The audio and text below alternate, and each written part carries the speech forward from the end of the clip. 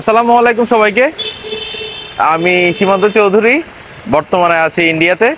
আর এখানকার যে পরিবেশটা সেটা যদি আমি আপনাকে একটু দেখাই, সেটা কিছুটা এরকম। আমি এখন বর্তমানে আছি গুলিস্তান গেট হাউসের সামনে। আর এটা হচ্ছে একদম আমাদের মার্কেট স্ট্রিটের ঠিক পাশে, একটু সামনে এগুলে হাতের ডানে। আর এখানে খাদ্য ভবন আছে, আর হচ্ছে সোজা আগাইলে হচ্ছে নিউ মার্কেট। এখন আমি আপনাকে কেন দেখাচ্ছি, যারা যারা হচ্ছে এখন কলকাতায় আসতেছেন, যাদের যাদের ভিসা আছে, তারা খুব সস্তায় এই কলকাতায় উঠতে পারবেন যে কোনো হোটেলে। কারণ এখন কাস্টমার নাই, এখন হচ্ছে যাদের ভিসা আছে তারা হচ্ছে কলকাতা বা ইন্ডিয়ার জন্য একটা রত্ন। তো এই রত্নের জন্য তারা ডিসকাউন্ট রাখতেছে অনেক বেশি পরিমাণে। যেখানে 2500 সেখানে 1800, যেখানে 1800 সেখানে 1200, যেখানে 1200 সেখানে 800 কি 500। আমি যদিও 500 পাইনি, 800 টাকাটা পাইছি। তো আমার পিছনে আছে হোটেল যাপন। আর এখানে কিছু আমার ভাই ব্রাদার আছে বা পরিচিত মানুষ আছে, সেখানে হচ্ছে আমি তাদের অনুমতিক্রমে তাদের হোটেলটা দেখাবো। 800 টাকায় আপনি কলকাতায় চিপ রেটে কোথায় থাকতে পারবেন, এবং রুমগুলা কীরকম হয়, তো সেটাই আপনাদেরকে দেখাবো। চলেন যাই। তো প্রথম অবস্থায় আমি যদি অ্যাড্রেসটা দিতে যাই, এটা হচ্ছে হোটেল যাপন। আমার পরিচিত বা হচ্ছে যেখানে প্রমোশনের কিছু নাই, একটু এই রিক্সাটাও দেখে নেন, যেটা ইঞ্জিন ছাড়া বা হচ্ছে প্যাডেল ছাড়া রিক্সা। আর হচ্ছে ওদিকে হচ্ছে আমাদের মার্কো স্ট্রিট, তো ওদিকে যাবো না, ওদিক থেকে হাতে ডানে এগুলো হচ্ছে এই পাশে। তো আমি এই পাশে একটু যাই। এখানে গুলিস্তান গেট হাউস দেখলে মনে হবে যে এটা আমরা গুলিস্তানে চলে আসছি, আমাদের বাংলাদেশের। আর ভিতরে ঢুকলে এখানে এই পাশে গুলিস্তান, এই পাশে হচ্ছে হোটেল যাপন। আর যাপনের হচ্ছে এইরকম কিছু সুরত, যেটার মধ্যে আপনি ব্যালকনি পাবেন, কিন্তু হচ্ছে আপনি লিফট পাবেন না। আর দাদারা তো আছে এখানে। দাদা, কি অবস্থা, ভালো আছেন? হ্যাঁ, একদম ভালো। ওকে। তো আমরা এখন ভিতরের দিকে এগোচ্ছি। এখানে এই দাদারা বসে আছে, যার সাথে আমরা পরিচিত হইলাম এবং কথাবার্তা বললাম। দাদা, কেমন আছেন? ভালো, খুব ভালো স্যার। আর কি অবস্থা এখন আপনাদের?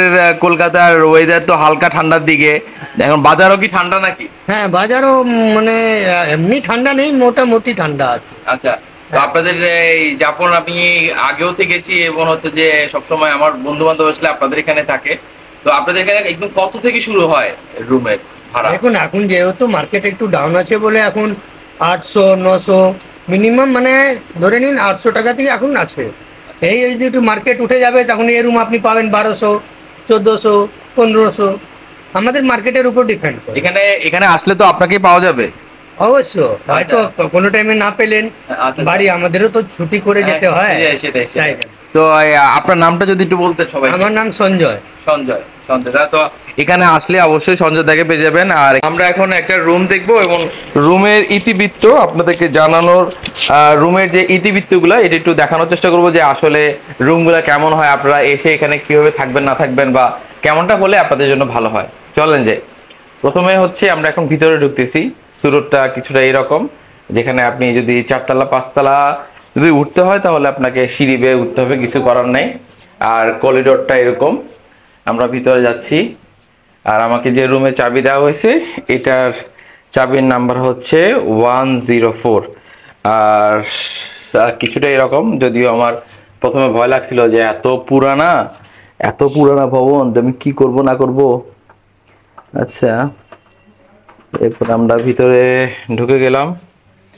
এই রকম হচ্ছে একটা রুম পাওয়া যাবে যদি আপনি এখানে আসেন।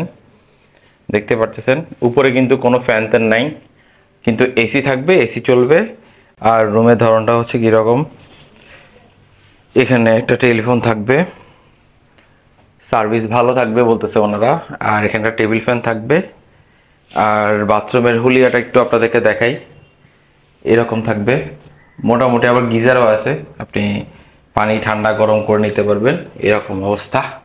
তো মোটামুটি এটা ছিল রুমের একটা ছোট্ট ট্যুর। মানে ছোট ট্যুর বলতে, আপনারা আসলে সস্তা হোটেলের মধ্যে কেমন রুম পাবেন সেটা একটা আইডিয়া দেওয়ার চেষ্টা করলাম।